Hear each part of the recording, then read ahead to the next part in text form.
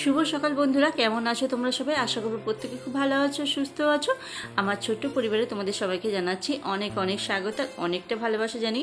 তোমাদেরকে সাথে নিয়ে আরও একটা নতুন দিন শুরু করলাম। আজকে সকাল সমস্ত কাজকর্ম সেরে মনে হলো দুধ চা খাই। প্রতিদিন তো লিকার চা খাওয়া হয়, আজকের জন্য একটু দুধ চা বানিয়ে মেয়ে আর আমি খেয়ে নিলাম।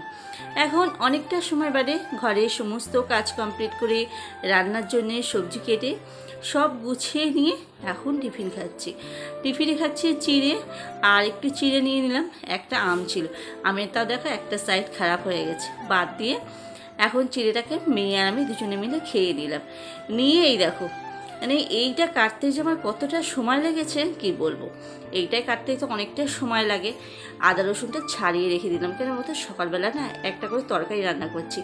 আগে তো শুধু ভাত নিয়ে যেত, আর এখন না বলছি একটা করে তরকারি দিয়ে যাব।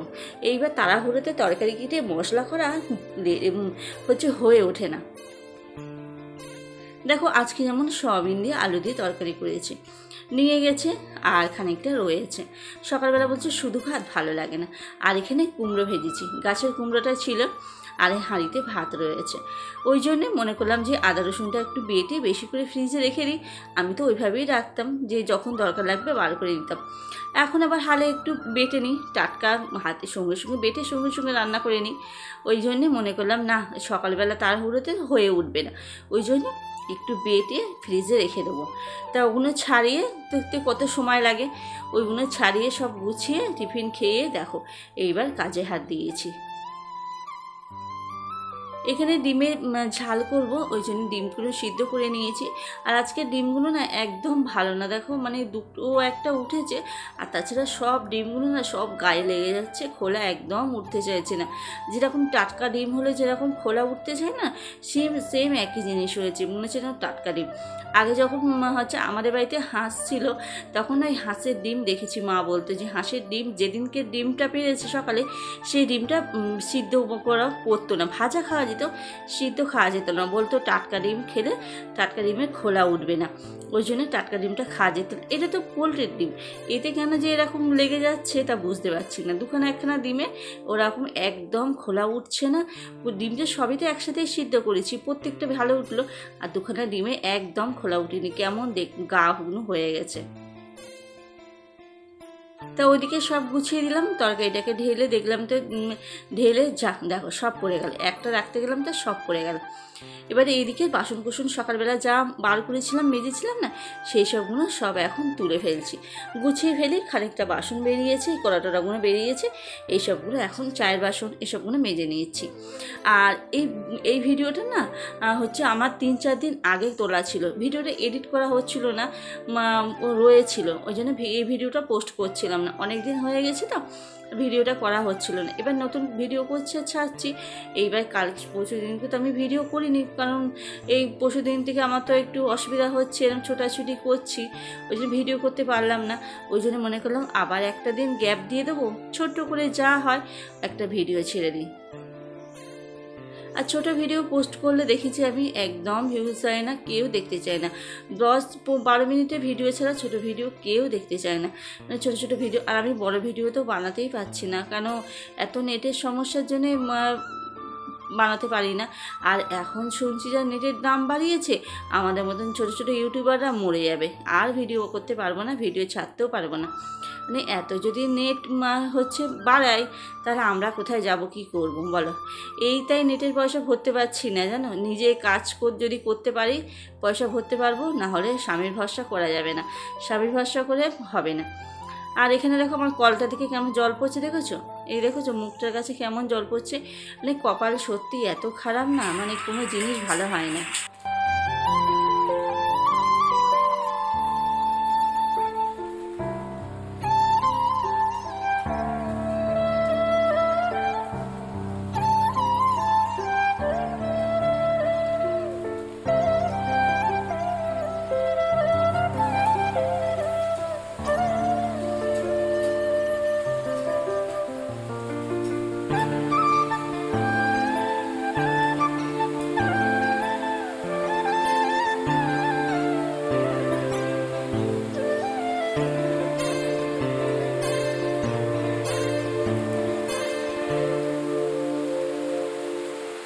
আজকে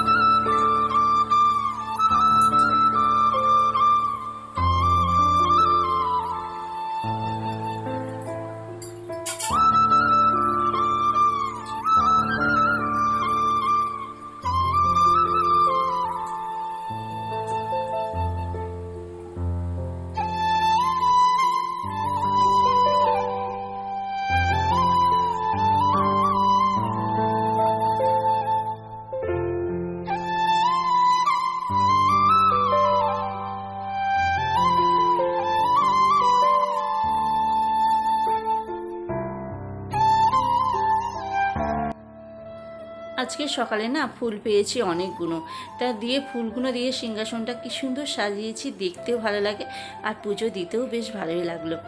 পুজো দেওয়া হয়ে গেছে, রান্নাঘরে এলাম, তখন তো ডিমের ঝালটা করিনি, বাইরের সমস্ত কাজ কমপ্লিট করলাম। এবার ডিমের ঝালটা এখন করব। তখন বাইরের কাজ করতে করতে জল আনতে গিয়ে পুরো ভিজে গেছিলাম, যেন ওই ট্যাপটা ধুয়ে পুছে ব্যাগে করে ট্যাপে করে জল আনতে আনতে আমি পুরো ভিজে গেলাম বলে মনে করলাম আর ভিজে কাপড়ে থাকবো না, ঘর বারান্দা পুছে চান করে নিই একেবারে। বলো তো কার কার দেখে খেতে ইচ্ছে করছে?